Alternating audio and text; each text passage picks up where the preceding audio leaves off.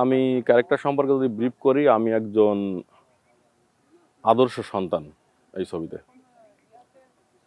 আমি একটা বড়লোকের ছেলে, আদর্শ ছেলে, একজন প্রেমিক, বন্ধুবর,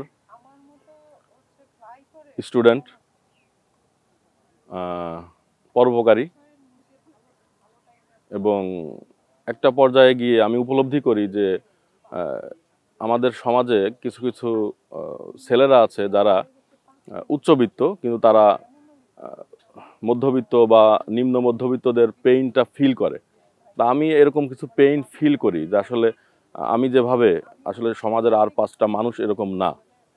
তো আমি এটা পারি না। কেন পারি না? মানে আমার আশেপাশের কিছু মানুষের কারণে আমি পারি না। যেমন দেখবেন আপনি অনেক সময় আপনি যদি বলেন যে আজকে থেকে আমি মদ খাওয়া ছেড়ে দিলাম, কিন্তু দেখবেন আপনার বন্ধু বান্ধবরা বলবো কি, দোস্ত তোর খেতে হবে না, চল তুই শুধু খুলে দিস, তুই শুধু একটু ঢেলে দিস, তুই বসে থাক। তো সে কিন্তু পারবে না, আলটিমেটলি তাকে গিয়েও খেতে হবে। তো এরকম, মানে আমি ভালো হতে চাই বারবার, কিন্তু আমি পারি না। তো আমার যে জার্নিটা এই সিনেমাতে, মানে এরকম সমাজের অধিকাংশ ছেলেরই জার্নি, যে তারা চায় যে কালকে থেকে ভালো হয়ে যাব, দোস্ত আজকে রাতে আর আড্ডা হবে না, কালকে থেকে নামাজ পড়া ধরবো, কালকে থেকে সিগারেট বন্ধ, কালকে থেকে এটা বন্ধ ওটা বন্ধ, বাইকে ঘোরাঘুরি বন্ধ, কালকে থেকে একেবারে ভদ্র ছেলে হয়ে যাব, কিন্তু তারা পারে না। তো আমার দশাটা হয়ে গেছে তাই। মধ্যবিত্ত সিনেমাতে আমি এমন একটা সমাজকে রিপ্রেজেন্ট করেছি যে যারা আমার মতোই, এবং আমার এই চরিত্র থেকে বের হয়ে আসতে চায়, কিন্তু তারা পারে না দিন শেষে, এবং তারা বাধ্য হয়। ছবিতে শিশির বা এলিনা শাম্মী আমার কো আর্টিস্ট, আরও অনেক বড় বড় বাঘা বাঘা কো আর্টিস্ট আছে। বিশেষ করে মাসুম আজিজ ভাই মারা গেছেন, উনি শ্রদ্ধেয় স্যার আমার। তো চেষ্টা করেছি সবাই মিলে একত্রে সিনেমাটা করার। তো আমি এই ভিলেন নায়ক এগুলোতে আমি বিশ্বাস না। এমন হতে পারে যে এই সিনেমার পরে এই আমার ক্যারেক্টারটাই বেশি পপুলার হয়ে গেছে, হতে পারে, নাও হতে পারে, আবার গালাগালিও হতে পারি। আপনি ক্যামেরার পেছনের মানুষ ছিলেন, ক্যামেরার সামনে কেন এলেন?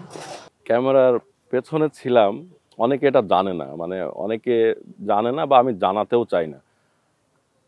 বাংলাদেশের অনেক সুপারহিট অনেক সিনেমা আছে, যে সিনেমাগুলো আমার বেডরুমে জন্ম, এরকম অনেক সিনেমা আছে, আমার বাসায় জন্ম, এরকম অনেক সিনেমা আছে। ইভেন অনেক সুপারস্টারের জন্মও আছে যারা আমি দেখছি। আমি সে 99 থেকে যদি ধরি, তো বর্তমান সময়ে যারা আছে তারা অনেকে আমাকে জানে না, অনেকে চেনে না, আমিও চাই না, প্রয়োজন নেই। তো 2018 সালের পরে এসে আমি তখন আমেরিকা।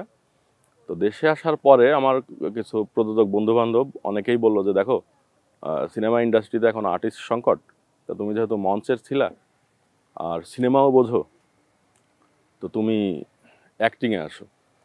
তো এই টুকটাক করে অ্যাক্টিংয়ে আসতে আসতে 4টা সিনেমা করলাম। তো আমার একটা আবার ব্যাড লাক আছে, আমি সিনেমা করলে ওই সিনেমাটা আবার রিলিজ হয় না। বিশেষ করে গত 4 বছরে আমার 4টা সিনেমা কোনো না কোনোভাবে নির্মাণ জটিলতা, সেন্সর জটিলতা, ইভেন এই মধ্যবিত্ত সিনেমাটাও কিন্তু সেন্সর জটিলতাই ছিল, আপনি জানেন এবং আপনি নিউজ করছিলেন কিন্তু। তো এখন আমার 2টা সিনেমা এখন সেন্সর হয়ে যাবে যে কোনো সময়, মধ্যবিত্ত তো হয়েই গেল। এখন একটা, জানেন তো, একটা বড় একটা ম্যাসাকার গেছে আমাদের দেশে। তো এই ম্যাসাকারের পরে এসে এখন শান্ত হচ্ছে সব কিছু। তো আমার ধারণা আগামী বছর আমাকে অ্যাজ অ্যান আর্টিস্ট পরিপূর্ণভাবেই দর্শক পাবে। নেগেটিভ, পজিটিভ, সুপার পজিটিভ, মানে সুপার নেগেটিভ, অথবা character artist, what ever it is, যেটাই হোক।